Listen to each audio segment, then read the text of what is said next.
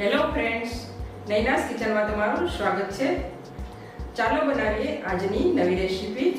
આજે આપણે બનાવીશું ઇન્સ્ટન્ટ હાંડવાની રેસીપી। દાળ ચોખા પલાળવાની ઝંઝટ વગર અને આથો લાવવાની માથાકૂટ વગર અહીં આપણે આ હાંડવો તૈયાર કરીશું।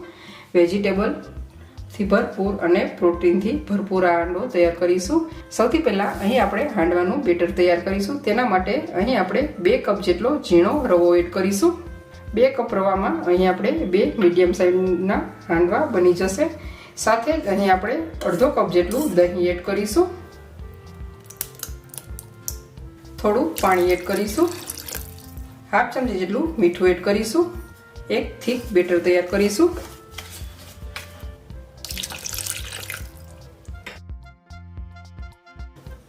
આ બેટરને અહીં આપણે 15 થી 20 મિનિટ માટેનો રેસ્ટ આપીશું। ત્યાં સુધીમાં બીજી આપણે તૈયારી કરી લઈશું। મેં અહીં 1 કપ જેટલી મગની ફોતરા વગરની દાળને 4 થી 5 કલાક માટે પલાળી દીધેલી હતી। મગની દાળમાં પ્રોટીનનું પ્રમાણ રહેલું હોય છે। અહીં આપણે આ મગની દાળને મિક્સરમાં પીસી લઈશું। ઇન્સ્ટન્ટ હાંડવાના બેટરમાં અહીં આપણે પીસેલી મગની દાળ એડ કરીશું। ત્યાર પછી તેમાં આપણે દૂધીનું છીણ એડ કરીશું। લીલા ધાણા એડ કરીશું। 2 ચમચી જેટલી આદુ મરચાંની પેસ્ટ એડ કરીશું। તમને જે પ્રમાણે સ્પાઇસી પસંદ હોય તે પ્રમાણે તમે વધારે કે ઓછું કરી શકો છો। પાલક અને લીલા ધાણાની પ્યુરી એડ કરીશું। હાફ ચમચી જેટલી હળદર એડ કરીશું।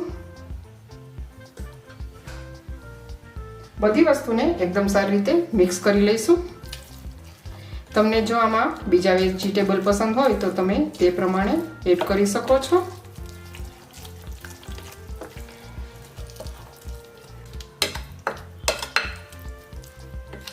થોડું અહીં આપણે મીઠું એડ કરીશું।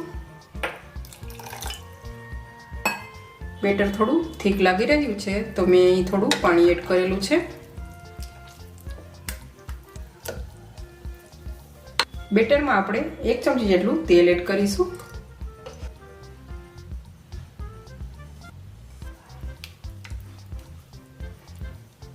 અહીં આપણે આ અડધું બેટર અલગ બાઉલમાં કાઢી લઈશું અને ત્યાર પછી આપણે તેમાંથી હાંડવો તૈયાર કરીશું। આ હાંડવાને સોફ્ટ બનાવવા માટે અહીં આપણે 1 ચમચી જેટલો ઈનો ફ્રૂટ સોલ્ટ એડ કરીશું। ઈનો ફ્રૂટ સોલ્ટની જગ્યાએ તમે ખાવાના સોડા પણ એડ કરી શકો છો। થોડું પાણી એડ કરીશું। બેટરને એકદમ સારી રીતે મિક્સ કરી લઈશું।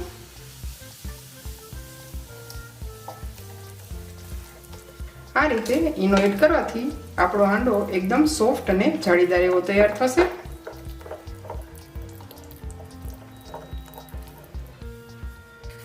હાંડવો બનાવવા માટે મેં અહીં એક નોનસ્ટિક પેન લીધેલું છે। તમે નોનસ્ટિક પેનની જગ્યાએ જાડા તળિયાવાળું વાસણ પણ લઈ શકો છો। તેમાં આપણે 2 ચમચી જેટલું તેલ એડ કરીશું। તેલ ગરમ થાય એટલે તેમાં આપણે હાફ ચમચી જેટલી રાઈ એડ કરીશું। સફેદ તલ એડ કરીશું। મીઠા લીમડાના પાન, થોડી હિંગ એડ કરીશું।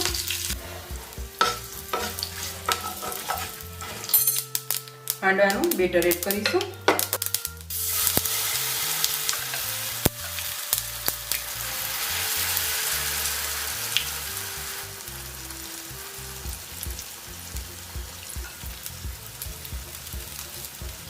ઢાંકણ ઢાંકી અને ગેસની ફ્લેમ મીડિયમ રાખી અને 10 થી 15 મિનિટ માટે હાંડવાને ચડવા દઈશું।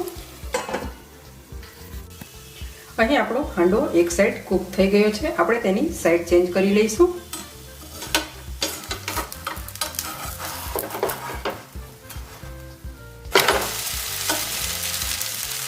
એકદમ ક્રિસ્પી એવો તૈયાર થયો છે।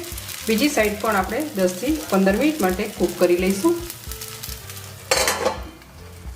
અહીં આપણો આ ઇન્સ્ટન્ટ હાંડવો બનીને તૈયાર થઈ ગયો છે। તમને જો આ મારી ઇન્સ્ટન્ટ હાંડવાની રેસીપી પસંદ પડે તો લાઈક કરજો, શેર કરજો અને મારી ચેનલને સબસ્ક્રાઈબ કરજો। પ્રોટીન અને વેજીટેબલથી ભરપૂર અને દાળ ચોખા પલાળવાની ઝંઝટ વગર આ હાંડવો બનીને તૈયાર થઈ ગયો છે। આ હાંડવાને આપણે સર્વિંગ પ્લેટમાં લઈ લઈશું અને આપણે તેને ટોમેટો કેચઅપ અને ગ્રીન ચટણી સાથે સર્વ કરીશું।